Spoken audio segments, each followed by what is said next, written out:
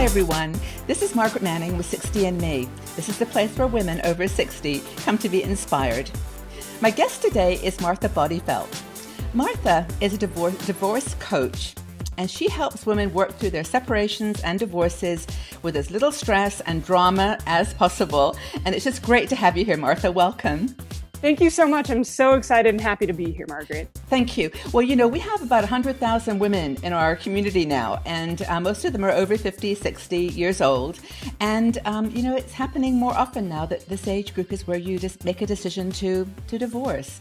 So I'd love you to talk with us today about how a woman facing a separation or divorce can really protect herself. Absolutely. And this is definitely a topic that's near and dear to my heart, because a lot of the women that I work with and the clients that I work with, we as women, we live in a culture where we're programmed to take care of everybody else and be that mother and to be that partner and that wife that always putting everybody's needs first, making sure the kids are okay, making sure that the husband has everything he needs. And so when the time comes around and our marriage is ending, and whether our choice or not, we decide to leave, we a lot of times don't know how to protect ourselves. And what does that even mean? And so what I like to tell my clients is there's 3 or 4 things that you need to look at, 3 or 4 different kind of avenues that you need to protect yourself. Right. And I think the first one is when our marriage is dying, we're an emotional wreck. And so the first thing we look at is we need to learn how to protect ourselves emotionally. Yes. We need to learn how to protect ourselves financially, because a lot of the women I work with, they did not work outside the home because they had the triple time job of staying home and raising the kids. Mm. And so how do you protect yourself financially when your husband, who's the breadwinner, leaves? And so we'll talk about that for a little bit. Mm-hmm. And then obviously legally, you have to know how to protect yourself legally. You have to have good advocates, legal advocates on your side who are going to get you what you need so you can live the rest of your life without too many issues. And the fourth thing is protecting yourself with almost kind of from an objective standpoint, having people who don't have a vested interest in the outcome of your divorce being there to give you that guidance. Yeah. So, do you know, Martha, interrupting. Now, I'm really happy that you started there with emotional, because I think even on 60 and Me articles that we write about relationships and life in general, we always start with the mindset, and it's almost like that mindset then gives you the strength and the focus to look after the other 3 important practical things. Anyway, these are 4 obviously very important things. So let's start with emotions. Absolutely. Yeah. And the number one thing I tell my clients, especially the women, because we're in tune to our emotions, is it's okay that you're hurt and you need to give yourself the time to grieve. Yeah. You need to accept this is the same as a loss of a parent. This is the same as a loss of a pet, that it's the loss of a part of you. It's the loss of your marriage. And so it's okay to feel bad. It's okay to have those crazy variety of emotions, anger, grief, sadness, denial. And it's okay to have them all within a 10 minute period of one of each other. Yeah. And so what I really press upon my clients when you're protecting yourself emotionally is don't go through it alone. Find a support system, whether it's finding a good therapist that you can trust. When you go on the website, we have a really great list of resources, how to find a therapist that works for you. If you're not comfortable with that, find a support group. There's lots of great support groups, no matter the size of the community you live in. You can find them in weekly church meetings. You can find them. There's great information about support groups at your local county courthouse. Mm-hmm. Going online to do things like meetup.com, where in your area, what's on the website? Okay, if anybody's interested in meeting and you've been through a divorce, find that. They have weekly meetings. Even if you're not comfortable being around people and defining yourself as I'm here as a divorcee, then find other groups where you can find solace, joining a book club, joining a hiking club, anything like that. Or also, there are so many, not all of them but there are a lot of really good online support groups. If you go to websites and you check out Divorce 360 is a good one. Women's Divorce is a good one, where you can get that online support, although it's not face to face, but you have that non-judgmental anonymity of people. And also that you're not alone. I mean, I think that's I know that everyone's situation is different, but you always feel like you are doing this journey to reinvention after a divorce completely by yourself. And it's not true. There's so many people on the journey with you. And even at 60andMe, we encourage women to talk about, their situations. So, and your website, by the way, is called SurvivingYourSplit.com. SurvivingYourSplit.com. Absolutely. Yes, great site. Thank you so much. And on our resources section, we actually have a sub-tab that is dedicated specifically to emotions and taking care of yourself. Okay. So there's help out there, and definitely get it, because you can't go through it by yourself, and you shouldn't have to. You deserve better than that. So emotions are important, but then of course there's all the practical things you mentioned. So legal and financial. Let's talk about those.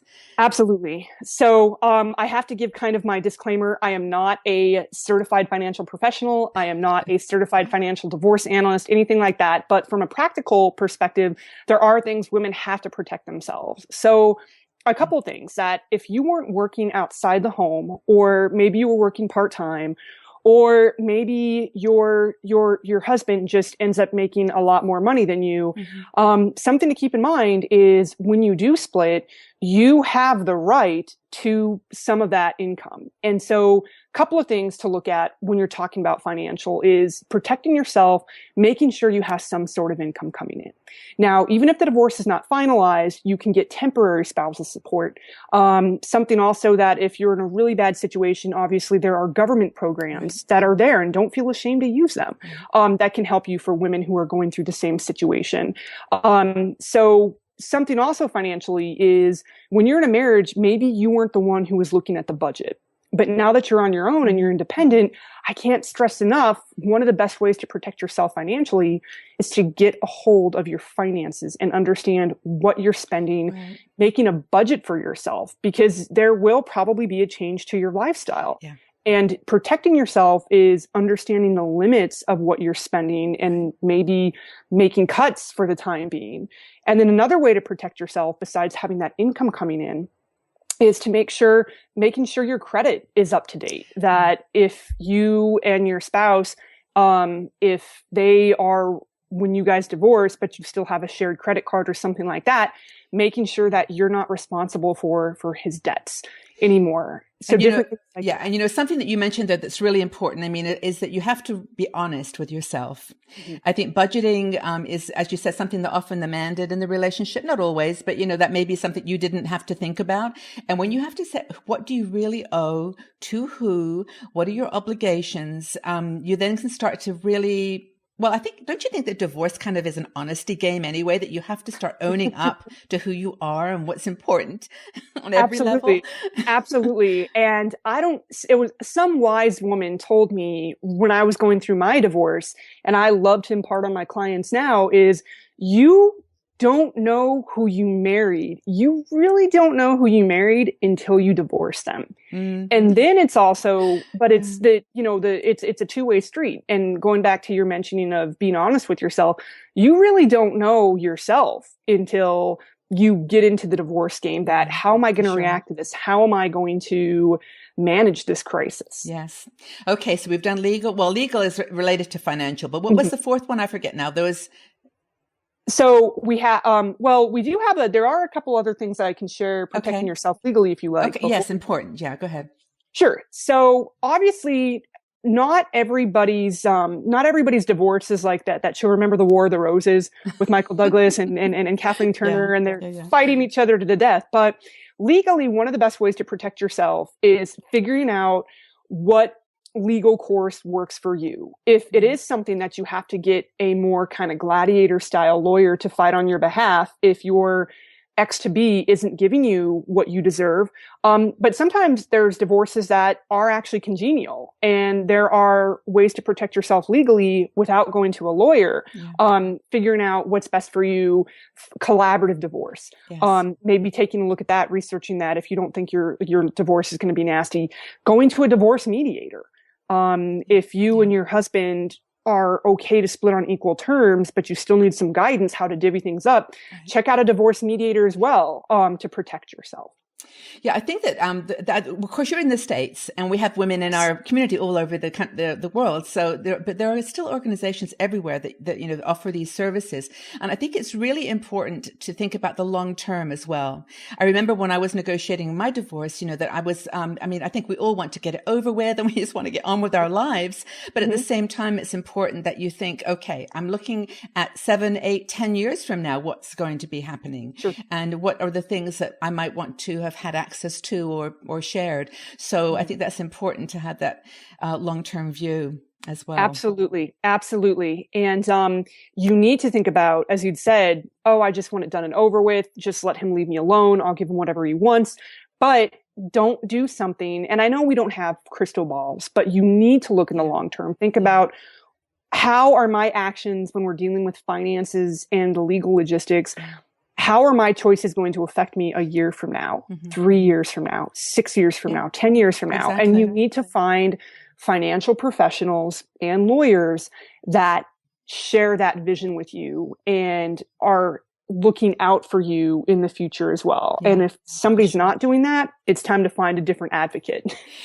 This is great though, because I think that, a lot of women in our community maybe are married even more than one time. Mm-hmm. And I think that, in order to go on with your life, you really have to have protected yourself against all these things that are going to derail you, because you want to go on with your life quickly. You don't want to be struggling financially or with legal issues. The other thing I was going to mention was just taking care of protecting yourself physically, in the sense of exercise and diet and, just looking after yourself. Maybe they say divorce is a great diet. And it's true. You just forget about eating, but you've got to look after and protect your well-being as well. So I don't know. Absolutely.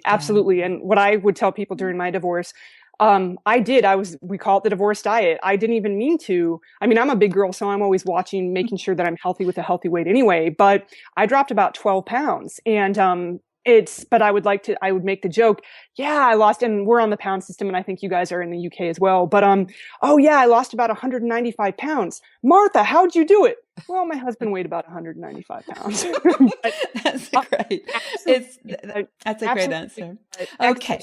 Yoga, and take care of yourself, invest in yourself, and protect yourself in all different areas of what that means. This is fantastic. Okay. You've given us some great advice, and I would really recommend people go to your website, survivingyoursplit.com, and you have a great offer there too, where you do complimentary conversations, and people can check out the details on your website. And I'm sure this is going to be great use to a lot of people. Absolutely. And I hope it is. And if anybody has any questions or wants to know more, let me know. I love hearing from people who I can help. Great. Well, we'll put this interview into an article so people can leave in the comment section questions, and that'd be great for you to join in. So thank you, Martha. I really appreciate you being here. Thanks a lot.